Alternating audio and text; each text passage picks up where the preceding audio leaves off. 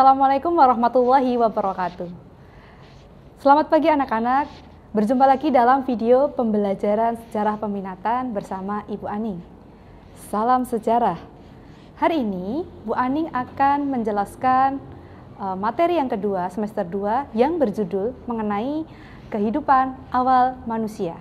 Untuk itu, anak-anakku yang berada di rumah, silahkan menyimak dengan baik ya. Kehidupan awal manusia. Yang pertama itu ada masa berburu dan juga masa mengumpulkan makanan. Yang kedua ada masa bercocok tanam. Kemudian yang ketiga ada masa perundakian. Bu Aning akan menjelaskan masa yang pertama, yaitu masa berburu dan mengumpulkan makanan. Masa berburu dan mengumpulkan makanan terjadi pada zaman Paleolitikum atau zaman batu tua. Nah, ini berlangsung sekitar 2 juta tahun yang lalu. Pada periode Pleistosen ini, kondisi alam belum stabil sehingga masih diperlukan kemampuan untuk mempertahankan diri dari tantangan alam. Untuk slide berikutnya, di bidang sosial dan budaya dalam masa berburu dan mengumpulkan makanan. Untuk ini, ciri-cirinya yang pertama, tempat tinggal masih berpindah-pindah atau yang biasa disebut dengan nomaden. Kemudian yang kedua, pengetahuan juga masih terbatas. Kemudian yang ketiga, masih hidup bergantung pada alam sekitarnya. Seperti itu. Di masa berburu dan mengumpulkan makanan, manusia juga masih bergantung pada ikatan kelompok. Kemudian di masa ini juga mereka belum mengenal peralatan memasak. Jadi mereka mengumpulkan makanan, nanti makanannya itu langsung dibakar. Ketika sudah dibakar, lalu langsung dimakan. Itu masuk ke dalam masa berburu dan mengumpulkan makanan. Kemudian dari segi teknologinya dalam masa ini, itu yang pertama, masih membuat peralatan dari tulang, batu, dan kayu. Nah, kemudian mereka juga sudah membuat alat-alat serpih untuk berburu. Untuk slide yang selanjutnya, kita akan membahas mengenai kepercayaan pada masa berburu dan mengumpulkan makanan. Nah, pada masa ini, meskipun masih hidup sederhana, tapi mereka percaya setelah nanti mereka meninggal, pasti ada kehidupan yang selanjutnya. Kemudian ditemukan juga patung Dewi Kesuburan dan juga penguburan mayat pada manusia zaman masa ini ya, kayak gitu. Lalu ditemukan juga lukisan gambar perahu yang melambangkan kendaraan roh bagi nenek moyang mereka dalam perjalanan akhir hayat mereka setelah meninggal nanti. Kemudian yang kedua ada masa bercocok tanam. Pada masa bercocok tanam, manusia mulai ada peningkatan.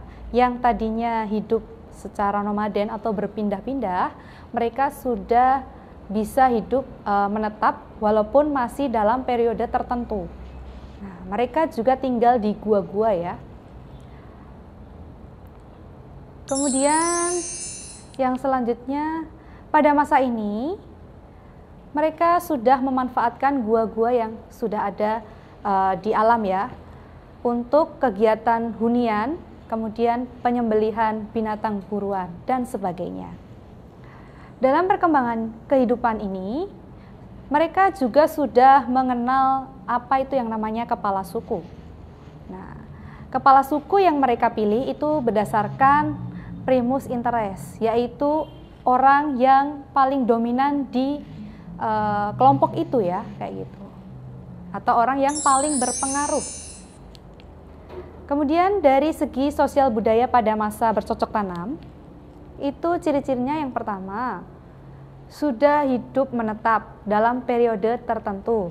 Kemudian mereka juga sudah membentuk desa-desa walaupun masih kecil sebagai pemukimannya.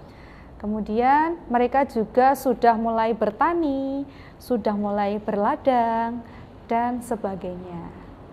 Kemudian mereka juga sudah mulai mengenal sistem barter. Kemudian dari segi teknologi, pada masa bercocok tanam ini, mereka sudah mulai membuat alat-alat yang lebih canggih lagi, seperti gurdi. Gurdi itu kayak sejenis pisau ya. Kemudian mereka juga bisa membuat gerabah, lalu mereka juga bisa membuat perhiasan yang nanti bisa dibarterkan ke kelompok lain untuk ditukarkan apa, misalnya tukar makanan dan sebagainya. Kayak gitu. Kemudian ada juga kapak lonjong. Lalu slide yang berikutnya kita akan membahas sistem kepercayaan pada masa bercocok tanam ini. Nah, pada masa bercocok tanam, manusia mulai mengenal animisme, dinamisme, dan toteisme. Yang dinamakan animisme yaitu kepercayaan manusia terhadap roh nenek moyang. Kemudian yang dimaksud dengan dinamisme, manusia percaya bahwa benda-benda tertentu itu mempunyai kekuatan di luar nalar. Kemudian yang ketiga, kepercayaan mereka yaitu toteisme. Totemisme, yaitu manusia percaya terhadap kekuatan binatang tertentu. Kekuatan binatang tertentu. Jadi pada waktu itu binatang-binatang itu pada dipuja ya. Mereka menganggap kalau binatang itu punya kekuatan tertentu. Nah, itu sistem kepercayaan pada masa bercocok tanam. Kemudian masa yang terakhir yaitu masa perundagian. Nah, di sini adalah masa periode yang paling akhir kehidupan awal manusia. Undagi sendiri artinya orang yang ahli atau yang memiliki keterampilan tertentu. Jadi manusia pada zaman ini sudah memiliki kemampuan atau keterampilan tertentu ya, terutama dalam membuat peralatan logam. Nah, masyarakat dalam masa perundagian ini memiliki karakteristik, yaitu setiap orang pada waktu itu bekerja sesuai dengan keterampilannya atau sesuai dengan ahlinya. Misal kalau ahli pertukangan ya mereka bekerja sebagai tukang, kalau ahli dalam membuat peralatan apa ya mereka bekerja sebagai ahli pembuat itu, kayak gitu.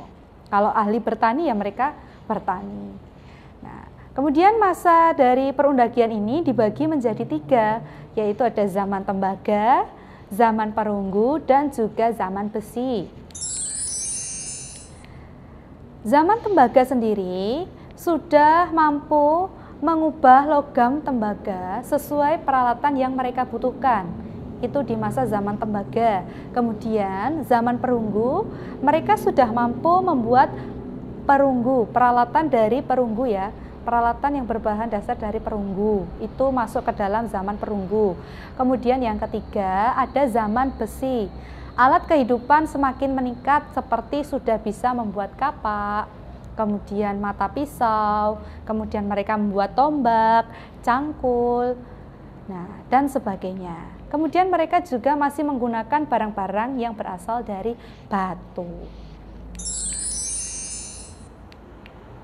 Kemudian dari segi sosial dan budaya, dalam masa perundagian ini, Bu Aning kategorikan ada beberapa ciri-cirinya. Yang pertama, di masa ini ada sistem pembagian kerja. Jadi sudah ada sistem pembagian kerja. Kalau masa sebelumnya kan belum ada.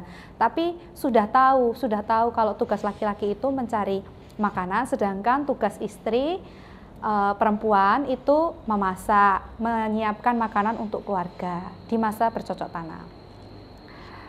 Kalau ini lebih dibagi lagi ya, lebih tahu lagi aturan pembagian sistem kerjanya. Jadi lebih matang di masa perundagian. Kemudian yang kedua, mengenal sistem lapisan sosial. Nah, kemudian yang ketiga, masyarakat juga sudah membentuk kelompok yang besar. Kalau sebelumnya di masa bercocok tanam itu kelompoknya masih kecil-kecil. Kalau di masa perundagian mereka sudah bisa atau sudah mampu membuat kelompok berskala besar. Kemudian yang terakhir dipimpin oleh kepala suku. Nah, ya, yang dipilih dari primus interest, orang yang berpengaruh di dalam kelompok.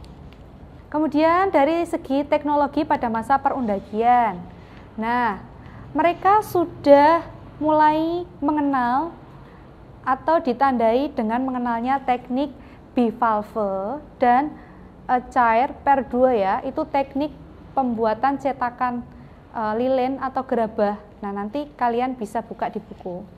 Itu sudah lebih canggih lagi ya membuat peralatannya. Kemudian mereka juga sudah bisa membuat pengolahan logam yang lebih sempurna kayak gitu. Jadi lebih agak maju ya, lebih halus. Kan sebelumnya pada masa bercocok tanam mereka membuatnya agak kasar. Bendanya masih agak kasar. Nah, kemudian dari sistem kepercayaan masa perundagian ini sendiri, itu masyarakat pada masa ini masih menganut animisme dan dinamisme. Jadi kepercayaan yang pada masa bercocok tanam masih digunakan pada masa perundagian, yaitu animisme dan dinamisme. Kemudian ritualnya juga masih berwujud kepercayaan asli. Mereka belum sepenuhnya mengenal sistem atau kepercayaan sinkretisme, yaitu perpaduan dari beberapa paham atau kepercayaan asing seperti Hindu-Buddha. Nah, sudah selesai untuk pembelajaran kali ini. Dalam video pembelajaran kali ini Ibu Aning cukupkan ya. Semoga ilmu hari ini bisa bermanfaat untuk kalian semua. Apabila ada yang masih kurang paham atau kurang jelas, bisa ditanyakan lewat kolom komentar. Saya tutup dulu. Sebelum saya tutup, semoga kalian tetap sehat semua. Saya akhiri, sampai berjumpa pada video pembelajaran selanjutnya. Terima kasih sudah menyimak dengan baik. Assalamualaikum warahmatullahi wabarakatuh.